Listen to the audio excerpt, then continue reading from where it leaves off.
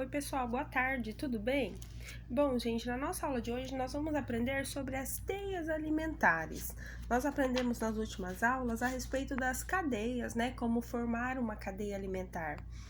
E hoje nós vamos aprender sobre as teias alimentares. Você já sabe que os seres vivos dependem um dos outros para sobreviver e que as relações alimentares entre eles são representadas por uma cadeia alimentar. Nessas aulas você aprenderá que inúmeros organismos participam de mais de uma cadeia alimentar, ou seja, e que um conjunto de cadeias alimentares interligadas forma nada mais nada menos do que uma teia alimentar. Trocar ideias. Você saberia indicar um animal que participa de mais de uma cadeia alimentar? Qual animal seria esse? Um animal que nós poderíamos indicar seria a cobra, né? O coelho, o rato, como nós podemos ver nesse exemplo de teia alimentar. Então, o que seria uma teia alimentar? Uma teia alimentar é quando o mesmo animal que é predador, ele pode ser presa em um determinado momento também. Esse é um exemplo de teia alimentar. Imaginem vocês, pessoal, que uma teia alimentar é como se fosse uma teia de aranha. Não são várias linhas interligadas? Assim como o exemplo aqui da página 278 e 279, né? O animal, ao mesmo tempo que ele é presa, ele é predador, né? Esse sim é um exemplo de teia alimentar. Teia alimentar é quando é um conjunto de cadeias interligadas em um mesmo ecossistema. Observe a imagem a seguir, que representa animais que participam da teia alimentar formada por seres vivos. Então, nós temos aqui o pasto, o coelho, a cobra, o gavião, o coiote e o rato. Então, vocês podem ver que a cobra, ao mesmo tempo que ela é predadora do coelho e do rato, ela é uma presa do gavião, né?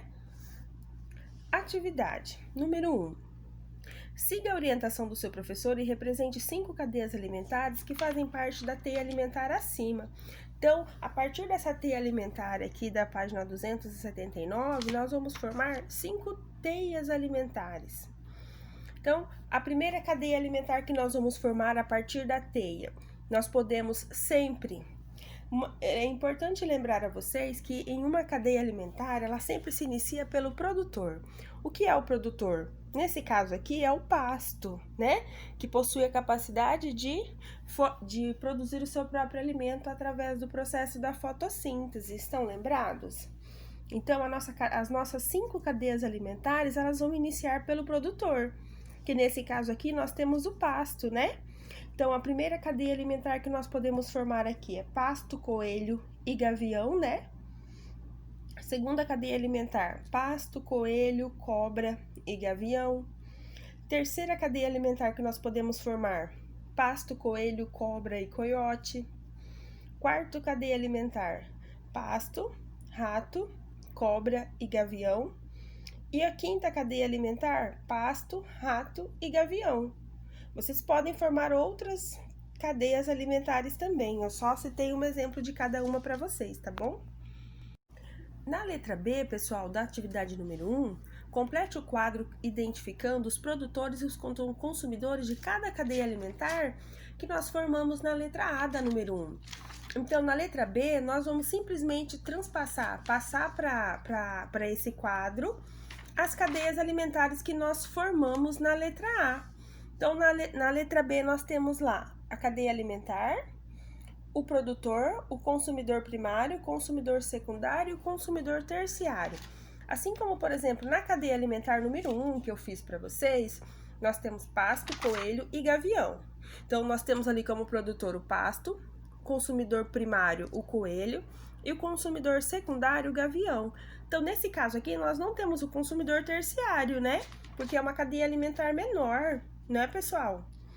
Mas, a partir da cadeia alimentar número 2, número 3 e número 4, vocês vão preencher todas. Eu não vou falar todas para vocês, porque pode ser que vocês criem outras cadeias alimentares, aí a ordem não vai estar de acordo com a minha. Mas se vocês quiserem fazer a letra B de acordo com a letra A, se vocês fizeram a letra A igual a que eu fiz para vocês, vocês podem completar o quadro da letra B de acordo, né? Então, a letra B, vocês só vão passar as cadeias que vocês formaram pro quadro, tá bom? Letra C. Que posição o gavião ocupa nas várias cadeias alimentares que você detectou? Então, o gavião ele passa a ser consumidor secundário e consumidor terciário também, que nós temos aí na coluna do consumidor secundário, nós temos o gavião 2 vezes, né? E no consumidor terciário nós temos o gavião 2 vezes também. Entenderam, pessoal? Atividade número 2. Leia as frases a seguir e utilize a letra C para identificar as que estão corretas e I para as incorretas. Letra A. Na natureza, um ser vivo pode se alimentar de outros seres e também pode servir de alimento? Sim, isso ocorre nas teias alimentares, né? Letra B. Dependendo do tipo de alimento, os consumidores podem ocupar posições diferentes na teia alimentar? Podem, né, pessoal? Podem sim. Letra C. A cobra se alimenta do rato e do coelho e serve de alimento para o gavião. Correto também. Letra D. O gavião é um consumidor primário quando se alimenta do rato e do coelho é um consumidor secundário quando se alimenta da cobra? Não, né, pessoal? Ele não é um consumidor primário quando ele se alimenta do rato e do coelho. Letra E. O coiote ocupa a posição de consumidor secundário quando se alimenta do coelho e do rato. Quando se alimenta da cobra, assume o papel de consumidor terciário. Correto também, né? Então, a alternativa que nós temos aí incorreta é apenas a letra D, tá bom? Dando sequência às atividades, pessoal, a atividade número 3, ela é igual à número 1. Letra A e letra B. Na letra A, de acordo com essa teia alimentar que nós temos aqui, lembrando que essa teia alimentar da atividade número 3, ela possui 2 plantas, ou seja, ela possui 2 produtores. Então, nós podemos formar mais de 5 cadeias alimentares, certo? Então, a primeira cadeia alimentar já está formada aqui. Nós temos alga, camarão, truta e o martim pescador. Então, na atividade número 3, vocês vão formar 8 cadeias alimentares. Cadeia alimentar número 2, que eu formei aqui, alga, carpa, truta e martim. E martim pescador, né? Cadeia alimentar número 3, que eu formei, alga, carpa e martim pescador. Cadeia alimentar número 4, planta aquática, camarão, truta e martim pescador. Cadeia alimentar número 5, planta, carpa, truta e martim pescador. Cadeia alimentar número 6, planta aquática, carpa e martim pescador. Cadeia número 7, planta, caramujo e perereca. Cadeia alimentar número 8, planta, caramujo, perereca e serpente. Então, de acordo com essas 8 cadeias alimentares, nós vamos passar também para essa tabelinha da letra B. Agora, identifique no quadro os seres vivos da cadeia. Lembrando que vão ter 2 produtores, né? As algas e as plantas aquáticas, né, pessoal? Por isso, nós conseguimos aqui na número 3 formar mais de 5 cadeias alimentares, tá bom? Bom, pessoal, leia o texto a seguir e compreenda a importância dos predadores para o controle dos herbívoros e para o equilíbrio das cadeias alimentares em um ecossistema. Então, eu vou ler um texto aqui para vocês, retratando a importância que todos os animais possuem num ecossistema, ou seja, no meio ambiente. Então, todos os animais são importantes, tá? Um problema chamado coiote. Essa história é justamente do tempo em que os criadores de ovelhas começaram a instalar seus rebanhos no faroeste. A terra era rica, os pastos eram bons e as ovelhas desenvolviam. Ia tudo bem. Mas os criadores ainda queriam mais. Achavam que não podiam ter problema nenhum. E tinham um problema chamado coiote. É que por ali havia muito coiote, que é uma espécie de lobo. E coiote, além de gostar muito de uivar para a lua, é bicho que come carne, ou seja, é um animal carnívoro, né? E volta e meia tinha coiote caçando ovelha. Os criadores furiosos fizeram uma reunião. Precisamos acabar com isso. Um prêmio para quem matar coiote. E assim fizeram. Quem trouxesse uma pele de coiote ganhava um prêmio. Mataram tanto desse animal que no fim não tinha mais nenhum por ali. Sem coiote para acabar com eles, vieram para o banquete todos os bichinhos da vizinhança. Coelho, marmota, rato. Comeram folhas, flor, raiz, tudo que havia naquele mato. E aí aconteceu o que ninguém tinha imaginado. Quanto mais os bichos comiam, mais cresciam, mais tinham filhotes que também comiam. E acabaram virando uma praga pior do que os próprios coiotes. Tanto comiam que acabaram com o capim. O pasto ficou pelado e ruim.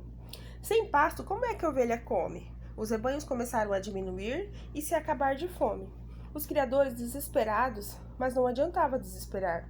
O remédio era esperar, até que o tempo corresse e novos coiotes aparecessem. Mas levaria anos até que isso acontecesse. Eles tiveram que desistir e aguentar o prejuízo. Mas até hoje não se sabe se aprenderam a ter prejuízo e a saber que bicho que existe é porque é muito preciso. E quando um deixa de existir, muitos outros vão sumir. Olha que interessante esse texto, né, pessoal?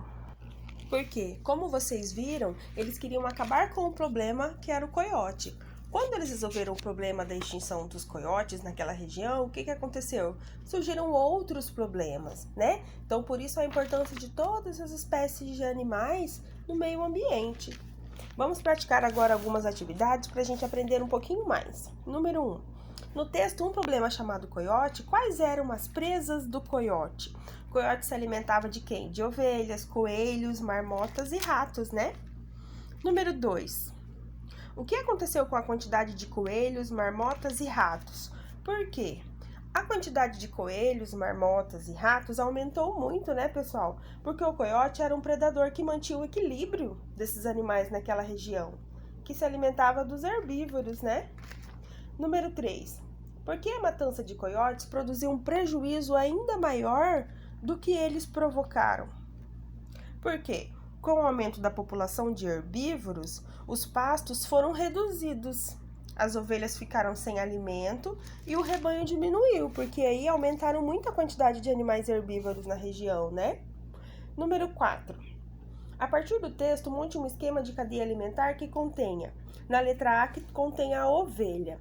Então, nós vamos iniciar essas cadeias alimentares com plantas, que é o produtor. Então, todas elas vão iniciar por planta. Então, nós temos, eu vou dar um exemplo para vocês, se vocês quiserem fazer igual a tia, tá bom? Na letra A, planta, ovelha e coiote. Letra B, planta, coelho e coiote. C, que é a marmota, né? Planta, marmota e coiote. E a letra D, que teria que ter o rato na cadeia alimentar, planta, rato e coiote. Olha que legal, super fácil, né? Bom, pessoal, agora vamos fazer as atividades da página 285. Número 1. A imagem a seguir representa alguns seres vivos em um ecossistema. Leia as frases e identifique com a letra C as que estão corretas e com I as incorretas. Letra A. A flor, de acordo com a imagem aqui, né? A flor, a borboleta, a perereca e a cobra formam uma cadeia alimentar? Está correto, pessoal? Está, né? Letra B. O beija-flor e as borboletas são exemplos de consumidores primários? Sim, são exemplos sim. Letra C. A perereca está no topo da cadeia alimentar? Não, né, pessoal? Não é a perereca que está no topo da cadeia alimentar. Letra D. A perereca participa de mais de uma cadeia alimentar? Sim, ela participa de mais de uma cadeia alimentar. Número 2. Leia o texto a seguir. A onça-pintada exerce importante função ecológica para a manutenção do equilíbrio dos ambientes onde ocorre, principalmente por regular o tamanho das populações de suas espécies de presas como capivaras e jacarés. Escreva agora, com suas palavras, qual é a importância da onça-pintada para os ecossistemas onde elas se encontram. Bom, nós sabemos que a onça-pintada é muito importante, né? No caso, ela é um exemplo de predador, que são muito importantes no controle da população de outros animais, como, por exemplo, os herbívoros, né? Garantindo, assim, a manutenção dos produtores, ou seja, o equilíbrio do ecossistema. Número 3. Retorne à imagem da teia alimentar aquática da página 281 e responda as questões. Letra A. Os anfíbios são muito sensíveis à poluição da água.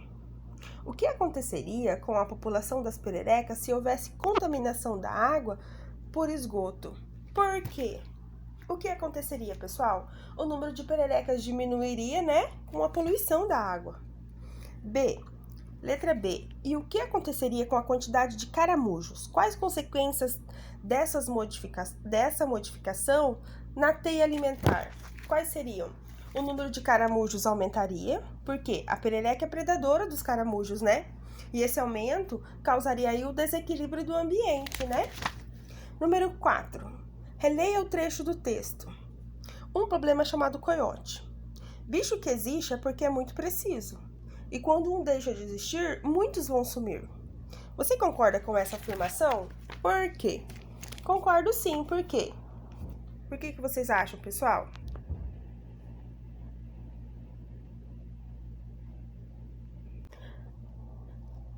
Bom, pessoal, essa afirmação está correta, por quê? Porque é por meio das cadeias alimentares que cada ser vivo está relacionados uns com os outros em um ecossistema, né? E por isso a redução ou a extinção de uma determinada espécie afeta o desequilíbrio do ambiente daquele local, né?